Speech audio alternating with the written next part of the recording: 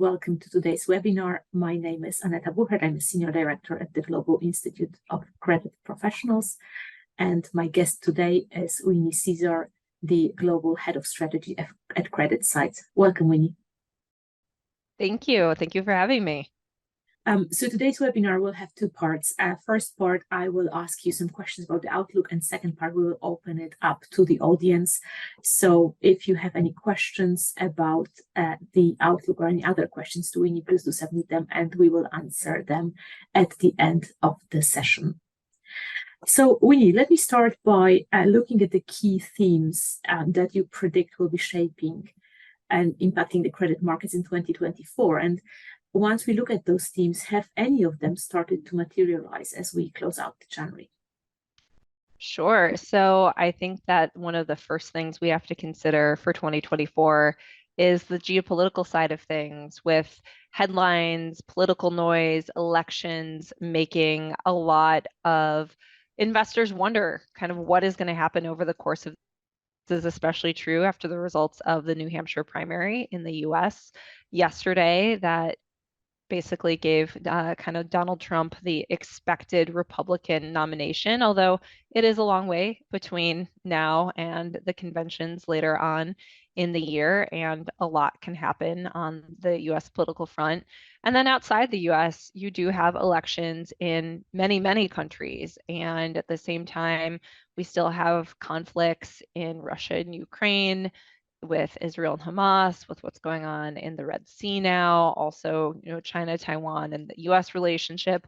All of these things, I think, are going to be driving headlines and keeping investors kind of on alert.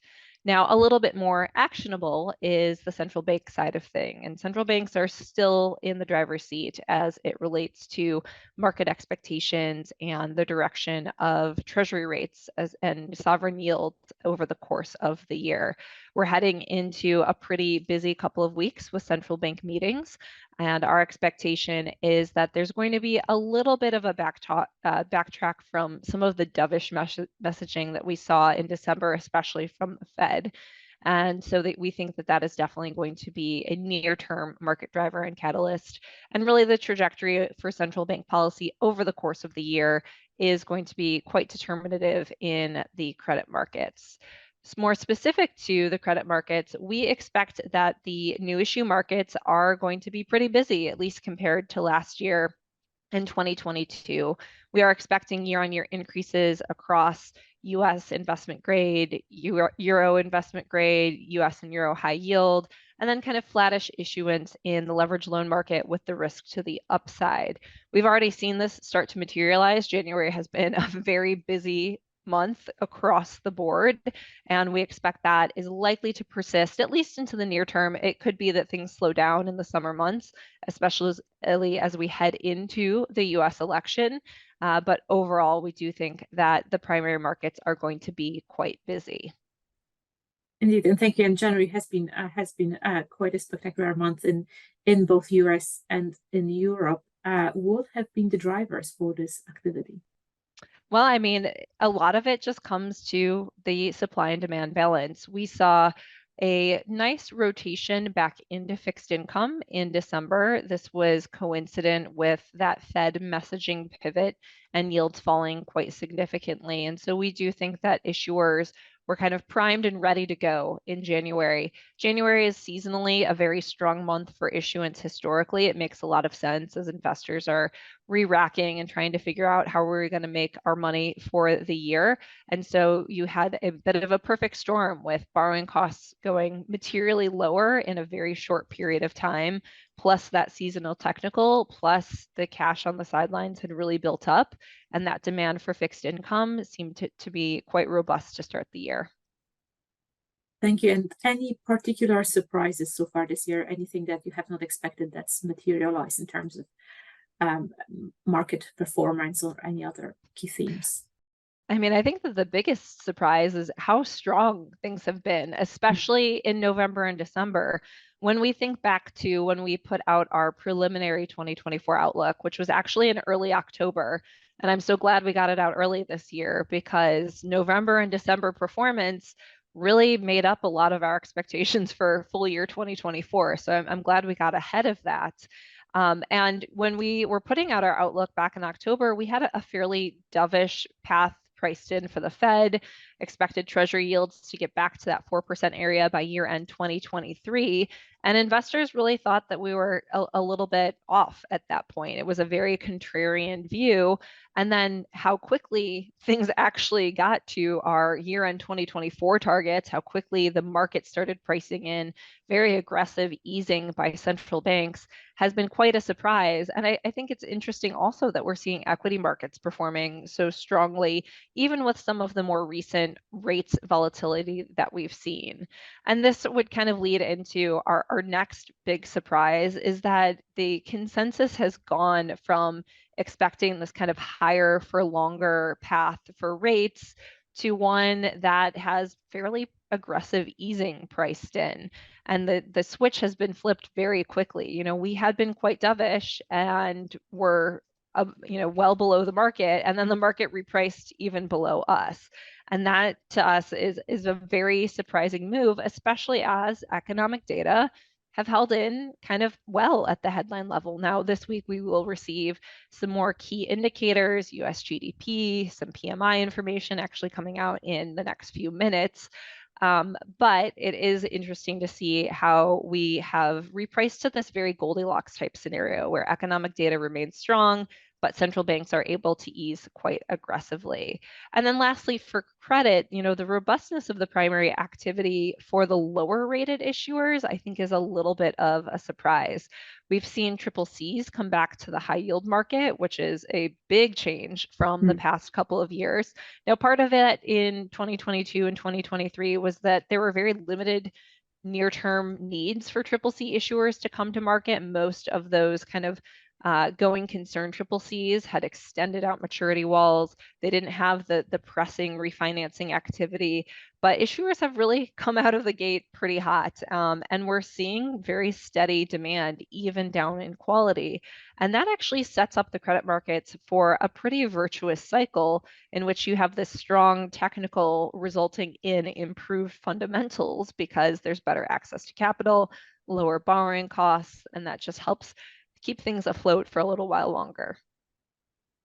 That's brilliant. And you've obviously said that the markets almost exceed expectations. So with the insights gained from this month, are you thinking about revisiting any of your forecasts actually, or any of the strategies for the market?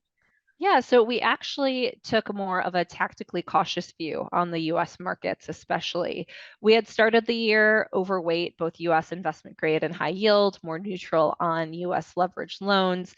And while we still think from a long-term kind of 12-month perspective, that's a good way to be positioned, we think that spreads probably have some downside in the near term. And this is really predicated on three key factors. First, spreads have tightened basically to our year-end 2024 targets in both investment grade at about 101 basis points and high yield at 350 basis points. That 100 basis point level for investment grade is definitely an important psychological hurdle. It requires another additional catalyst to really push spreads through that. And it seems like at this point, the risks are skewed much more to widening versus further tightening, especially in the near term. Now, if our call is correct and we actually see that widening materialize, we would view it as an opportunity to return to that full overweight allocation to US investment grade and high yield, as we haven't changed our year-end targets. But, you know, it's never a straight line to the year end. There's always bumps along the way. We also think that related to this, yields could be pressured a bit higher in the near term. Economic data have been strong at the headline level, and Treasury supply concerns may return to the forefront. We have the January 31st Treasury refunding announcement and FOMC meeting. It's kind of a twofer, which I think investors will be very focused on. And then finally, we had been calling for the first Fed rate cut in March, which was well ahead of what the market was pricing in at the end of last year, and then that kind of shifted. We think that there may be a delay of some of the technical tailwinds of cash moving out of the front end and money market funds and further out the duration and credit curve because the Fed might need to be on hold a little bit longer. We still expect a cut in the first half of this year, and we haven't officially changed our base case from a cut in March, but it is something that we are contemplating. We've seen Fed policymakers really pushing back on some of that dovish messaging by Chair Powell at the December meeting. And with that stronger economic backdrop, more resilient labor market, it does make us a little bit more concerned that the Fed is not actually going to move in March. Brilliant, thank you. And if you already touched on this, so looking at the broad economic themes, and you've touched on monetary policy and elections, also geopolitical tensions, which are the ones to watch most closely? Yeah, I really like this question because everything is interrelated, right? Monetary policy, politics, geopolitical tensions, elections, all of these things kind of feed into each other. Now, talking about elections, we do realize that they are going to be a major event this year, both in the US and globally. But when we look back historically, it's almost impossible to successfully trade around elections. I mean, I think that the 2016 presidential and congressional election with that Republican sweep and Donald Trump is a great indicator. You had the day of the election, markets trading off massively, and kind of 24 hours later, everything had turned around in, what people had not expected. And it's really hard to get the timing right on a lot of these things, as policy change can move very slowly in a lot of ways. And so I think this year, especially in the US, the challenge of making money or avoiding losses related to the election is going to be even more significant. And they might not necessarily be related to a fundamental issue or to a policy issue, but much more related to rhetoric, headlines, and noise. And we've recommended that investors be prepared for a bumpier and noisier market, maybe as soon as the Republican primaries are over, could be early March after Super Tuesday. I think a lot of people are looking at the primaries as effectively over after the New Hampshire primary yesterday, but there is still some time to go. Now, when we think about geopolitical, those tensions are going to remain a hot topic as well, and do have some pretty material implications from both the humanitarian perspective, but also from an economic and political perspective. But like elections, geopolitics are almost impossible to trade. A lot of times an outcome may appear binary, but is actually much more nuanced with a wider spectrum of market implications. And I think a good example of that is, what's going on in the Red Sea. Is it a risk on or risk off trade? That's a really hard thing to say. Does it drive inflation higher and keep central banks more likely to keep policy tight longer than expected? Or is it a kind of risk off and we'll actually start to see markets kind of trade down on it? It's a really hard thing to actually figure out. Now, finally, on monetary policy, we do think that this is probably the most actionable topic from a trading perspective. We see a much stronger relationship between what central banks and the Fed are doing, and then how rates markets react, how economic fundamentals react, how corporate earnings react, and then finally what happens with corporate credit market valuations. And we see kind of three key reaction factors to monetary policy and central banks. First, you have sovereign yield, especially US Treasury rates, and whether the curve is going to invert further or re-steepen. That's a very easy thing to trade if you have kind of a high conviction view. Secondly, you have the technical impact, bringing cash out of the front end and into something else if the Fed actually starts to cut rates. And then finally, the access to capital, whether or not corporate America will continue to enjoy, solid demand in the primary market and be able to raise capital at reasonable levels, is very dependent on what the Fed is doing. Now, the big kicker here is if the Fed does start cutting rates, all of those technicals, capital market access, the fundamentals are going to be highly dependent on why exactly is the Fed cutting rates and what is the pace or expected pace of the rate cuts. And this is a much more challenging thing to predict. Unfortunately, none of us have a full crystal ball into the future. But I do think that monetary policy is still kind of the number one thing that you can trade as an investor this year. Fantastic, thank you, Winnie. And just a quick reminder that if the audience has any questions, please do submit them, and we will answer them at the very end. So the next question from me, I think we've touched a little bit on this. What are the key risks that the investors should be wary of? Sure. So I think that the first near-term risk that's top of mind for us is higher bond yields. We've come a long way since the October highs, and it seems like market conditions are much more similar to this time last year when the narrative of a soft landing or no landing took hold and central banks struck a very hawkish tone. We have a similar kind of economic narrative unfolding right now. Equity markets are making new highs. Credit spreads are at even tighter levels than they were last year. And I do think that this leaves the market a little bit vulnerable to a rate shock, which I don't really think a lot of clients are prepared for, given some conversations that we've had recently, both in the US and also outside the US. We've also seen that long end spreads in the credit markets are very, very tight. There's a lot of factors driving that. Some of them are just kind of the structural supply and demand in the long end. You always have a dedicated core investor group for the long end of the credit markets, and there has not been nearly enough supply to kind of satisfy the appetite of those long end investors. And then we also saw significant long end outperformance in the latter part of 2023. So while we are constructive on duration from kind of a longer term perspective, we are recommending that investors kind of prepare themselves for maybe some near-term yield shocks, and that would actually give them the ability to put cash to work at a little bit higher yields than what we saw at the end of last year and even kind of where we are currently.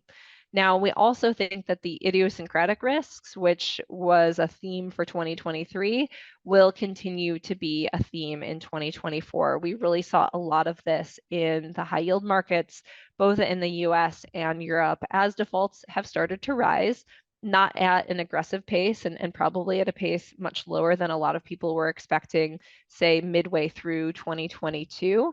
But we've also seen, as defaults have risen, a rise in liability management exercises. And I think that that is going to be still very topical because you do have a lot of lower rated capital structures with near-term funding requirements, especially in the leveraged loan markets. And we're starting to see management teams kind of proactively try to address these maturities or liquidity needs. And in some cases, existing bondholders or loan holders have not been particularly advantaged in these different liability management exercises. This is, very true of DISH, which was a new kind of hot topic to start the year. And so those idiosyncratic risks are actually leaving us a little bit more cautious on the CCC space. Now, in our base case kind of modeling, CCCs will probably outperform just given the elevated spread and yield associated with the ratings band. But like in 2023, that outperformance comes with a wide range of returns across the spectrum. You had issuers up 100% last year and down 100% last year. And so it did feel like within CCC portfolios, managers were having to play a little bit of a game of whack-a-mole and manage whatever the current fire is and then try to anticipate what the next fire is going to be. It's still quite extraordinary. We were discussing CCC a few years ago.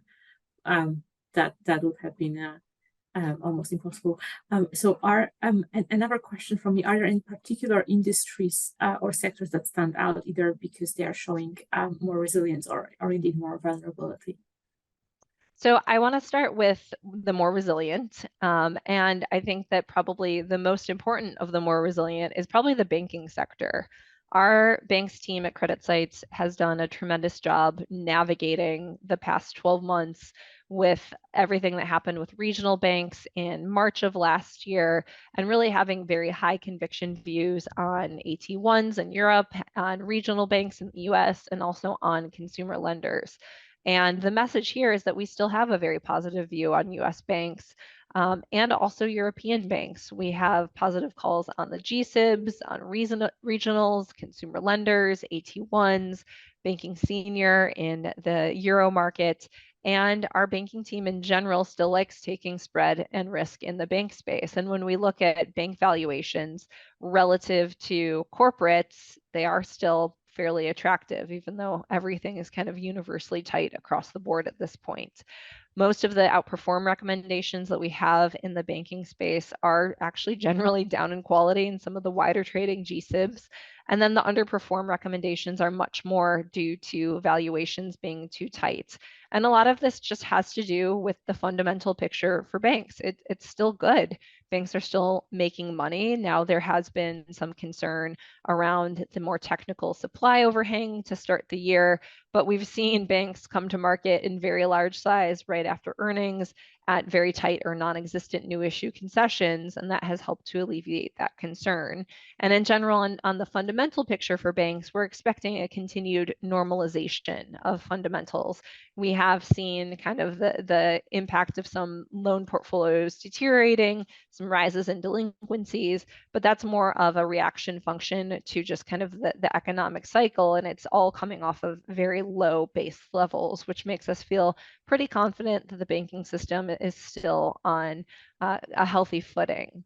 Another sector that has been more resilient and, perhaps surprisingly so, is autos. We have an outperform recommendation on autos in both the US and Europe, though we do realize that there are kind of some bumps along the road here, especially with EVs. That remains a big question mark, but in the US, some changes in the tax rebate process may help a bit. And we've also seen EV prices come down quite significantly. That was one of the big issues with EVs, affordability. We do think that moderating vehicle production, elevated prices, and solid demand as consumer confidence improves should help to see some sales being bolstered, especially as we have, a potential softening in interest rates over the course of the year as central banks are able to start cutting rates. Now, more vulnerable, we think, are some of the tighter trading sectors, especially in the consumer complex. The past couple of years have been bizarre from a sector strategy perspective. The playbook of, defensive versus cyclical, you've had to kind of throw out and rewrite. And the consumer complex has been quite defensive. It's been a very strong trade for the past couple of years, as you saw kind of the return to leisure and discretionary spending. And that has left valuations really quite tight across the consumer complex. Now, we're not calling for the consumer to roll up over in the US or Europe over the course of the year, but we are expecting to see a deceleration in the very robust pace of spending. The fact that the Chinese consumer is also not coming back online to the extent that a lot of people anticipated is not necessarily helping the consumer narrative. And then we're also seeing some signs of outright deflation in some of the consumer earnings and how management teams are talking about 2024 expectations. This is very good for inflation data, right? We actually want to see some of that deflation come through, but it's not great for corporate earnings. And so we have a little bit more cautious outlook for some of the more consumer aligned sectors in the US and Europe, especially those like retail and consumer goods that are trading at pretty tight levels. And then finally, in the consumer space, we're also seeing a pickup in M&A in some of these sectors. And that oftentimes is kind of a leading indicator of fundamental erosion, because a lot of these deals end up being kind of re-leveraging. There's execution risk, there's overhang from new issue supply. And so that's something that we're a little bit more cautious on as well. Thank you. And let me move on to a couple of very topical issues that are on the minds of many investors. And I'd like to hear your views on private credit. So where do you see this going? How significant is it? And is it helpful or is it hindering? Yeah, so private credit is a great topic. We're actually working on a primer on private credit across credit sites in collaboration with our colleagues at Covenant Review and Leftfin Insights. So I'm excited to dig into that because private credit is still a topic that it seems like many clients are confused about, and then also many clients have a love-hate relationship. It has continued to gain steam. It's kind of amazing how much capital has been raised for private credit. And I was recently at some conferences and we polled the audience to see, is private credit a fad that's going to do kind of a boom bust, or is this a true structural shift in the market? And the audience expects that it is a true structural shift in the market. And I think that I would be inclined to agree with that, especially as we've reached this kind of critical mass of capital. Once you have so many dollars or euros allocated to something, it's hard to unwind that without, a spectacular blow up. So in the near term, we think that private credit is probably a net positive for fixed income, especially for the high yield market and leveraged loan market, as it's really expanded the pools of liquidity available to a wider range of issuers. We think that issuers and investors are both going to be capitalizing on some of the benefits of the private credit asset class. This includes the speed of execution for issuers, some of those more structural considerations, smaller lender groups, which is a helpful thing, especially now that we've seen some of these lender on lender, logistical frictions really rise. And we think that these factors are ultimately going to create some increased competition between the public and private markets, especially for more attractive kind of higher middle quality deals. Now, that's going to result in tighter pricing across the groups. It's probably going to erode some of the benefits to investors as you see that competition. And, ultimately what that does is going to be a bigger question mark. Does that mean the underwriting standards are going to loosen up too much? We're going to start, putting good cash after bad deals. I don't think we've gotten there quite yet, but it's something to keep in mind going forward. Another aspect of private credit is the liquidity consideration. Liquidity has actually been bad for portfolios over the past couple of years. And in 2022, the most liquid asset classes like treasuries, like US investment grade, performed the worst. And the less liquid, like private credit, had a pretty good run. Now you can debate mark to market and valuation appropriateness. But the reality is that private credit has come through the past few years with pretty good performance. Now, as we see more investors commit to larger allocations of private credit, this can become a little bit more of a challenge from a liquidity consideration. And one of the things that we've been focused on is life insurance allocations to private credit, where you can oftentimes see that pickup in yield being more important to portfolios than liquidity considerations. And so, in general, we've seen private credit perform pretty well. Defaults have been very moderate. But, over the next cycle, it will be interesting to see kind of how private credit plays out. But in the near term, it's probably a pretty important source of liquidity for LevFin and not necessarily a bubble on the verge of bursting. Thank you. And the second sort of very topical issue I wanted to ask you about is artificial intelligence. There's a lot of talk about AI everywhere. Is this impacting credit markets already, and where do you see this going? Yeah, I mean, this is a really fascinating topic, one that's gotten a lot of headlines lately. I've been, playing with the Fitch GPT for my own purposes to kind of see how it can help my processes. In general, when I talk to our tech analysts, we see it as a pretty positive for the tech sector, for semiconductor manufacturers, and also data centers. It's really the very early innings of a lot of this process, despite some of the run up in equity valuations that we've seen. But we've seen some AI-driven demand having an immediate impact on a lot of capital spending decisions, and that's probably going to increase going forward. So in general, our expectation is that AI spending is probably going to pull from other pockets of spending. For example, more spending on AI, less on creative professionals or customer service representatives. And this means that probably global IT spend is going to continue to outpace GDP growth. So some of those concerns around the tech sector that really emerged in 2022, we're seeing a bit of a light at the end of the tunnel, driven in part by AI. We're also seeing the impact of AI on financial results. NVIDIA is a big one. Revenue related to AI more than tripling. Data center revenue nearly quadrupling year over year. Also seeing significant growth from Microsoft's cloud business. And then there's this massive shortage in GPUs, which is very much limiting server shipments in the public cloud and on premise. There's very long lead times for these AI optimized servers. And so that means that there's going to be pretty strong backlogs for companies like Dell and HP. And so we think that, a lot of these orders are probably coming from companies that are still not exactly sure, what are we going to do? What is AI actually going to facilitate? But it's now become so buzzy that, every company is kind of factoring it into their decision making. Now, AI is not just all positive, right? There's still a lot of risks. There's a lot of questions, data accuracy.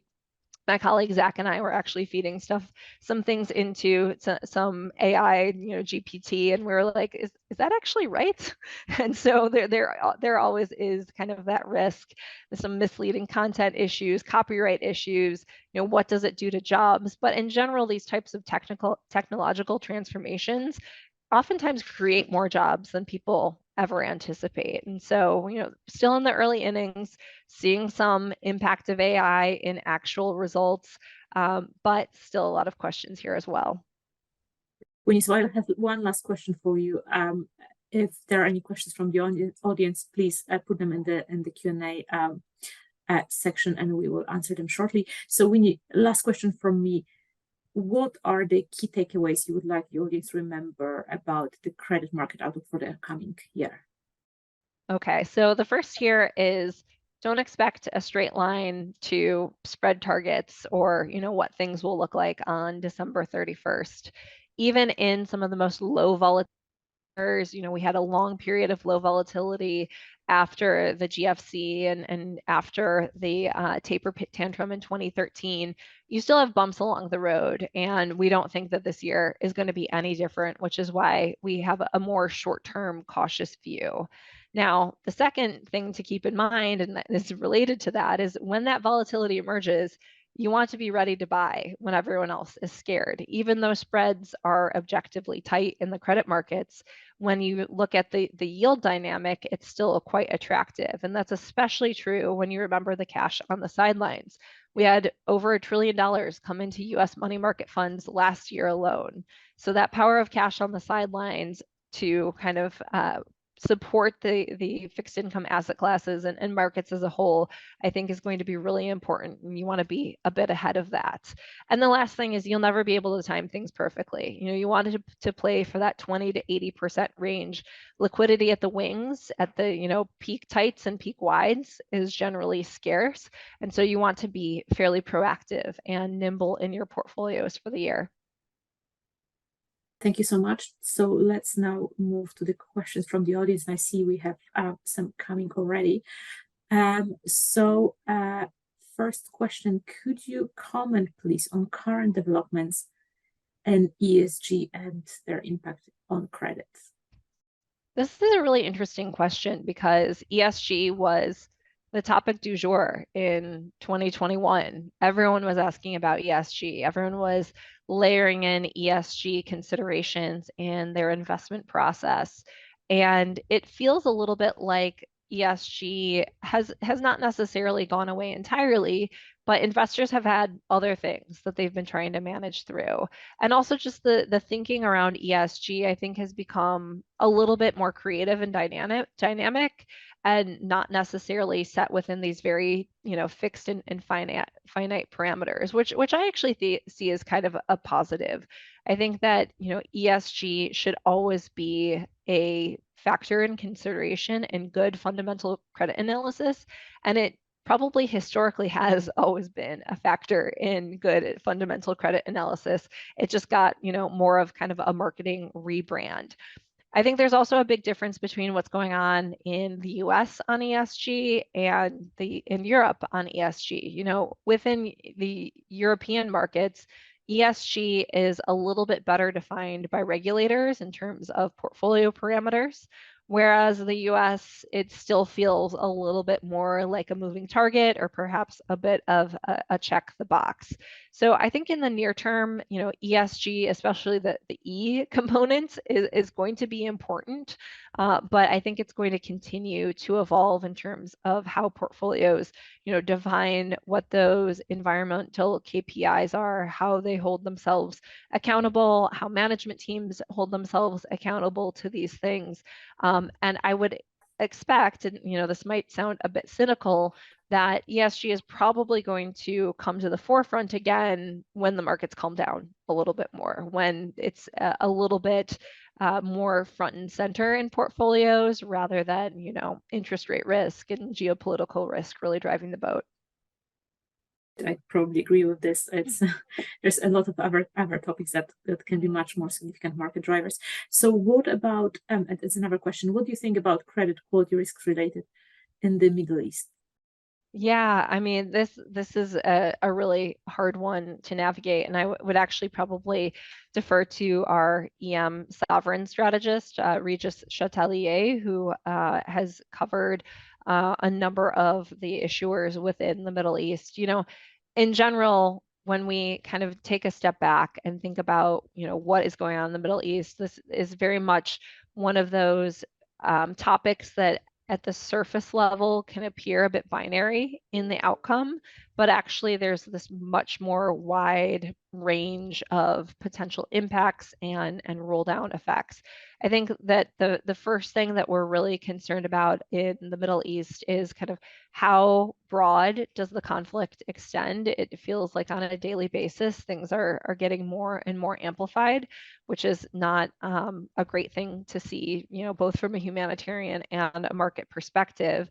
And then also from the commodity side of things. Commodity prices have moderated quite significantly from where they were, especially energy, and more increases and escalations in the Middle East is probably going to drive the market to kind of rethink the outlook for commodity prices. And then that has a pretty significant flow through into inflation, into corporate earnings and profit margins, into Fed policy, into ECB policy, all of these things. And so while in the near term, we're not providing any particular recommendations based exactly on the Middle East to the broader corporate credit markets, it is something that we're keeping a pretty close eye on and continuing to monitor, especially from the inflation and monetary policy perspective.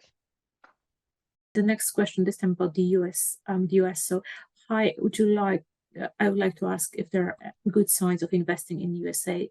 Do we have any indications or signs that interest rate will be reduced or any other surprises for that?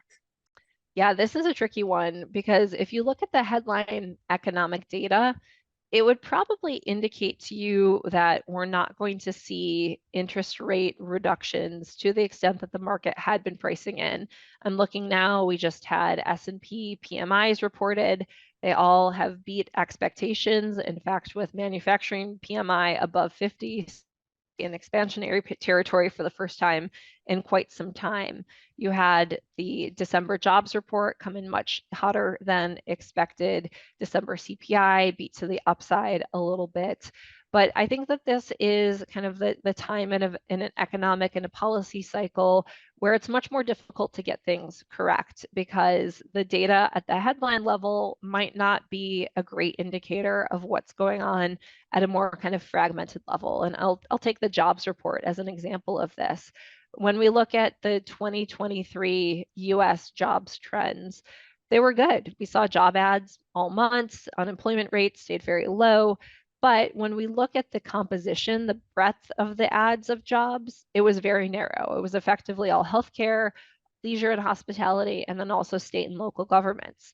Now, healthcare and leisure and hospitality, no big surprise there, right? Those were the two sectors that were most impacted by the pandemic, where it's been hardest to hire people. So continuing to see job ads there, it probably makes sense. State and local governments also tend to be a bit laggy in terms of the economic cycle and tend to hire a little bit later. We also saw continued hiring related to some of the pandemic relief funds that still needed to be spent, related to education that still needed to be kind of re-ramped up after the pandemic. And so the question is, can the momentum there continue for another year? Are we going to continue to have those three kind of sectors really driving the boat on labor? Or are those sectors going to start to moderate? And if they do, are we going to see other sectors pick up the pace or pick up the slack? I don't know that I'm convinced that we're going to, given that we continue to see headlines around layoffs. Banks are continuing to lay off people. Some of the retailers are continuing to lay off people. My husband works for a public utility. He told me yesterday that they're laying off people, which came as an absolute shock to me because I don't think they've ever done that in the history of him working there. And so this is where getting policy right is going to be, very, very challenging because you have to look at those very granular kind of line items. And so I think that if the Fed continues to hold in January, in March, in May, that's when we would start to get a little bit more worried about a policy mistake. I do think that the Fed was a little bit behind the curve on tightening as it related to inflation. And I think that they need to be ahead of the curve as it relates to easing, kind of, even if inflation is not back to its 2% mandate, that doesn't preclude some easing because real policy rates are still very restrictive. Thank you so much. That's been really, really insightful. We've answered the audience questions. We'd love to revisit the outlook towards the end of the year, see how many of the predictions have materialized. It's always good to look back. Thank you so much for your time. It's been very insightful, and I really hope we'll have a chance to speak again soon. Thank you so much. Thanks so much.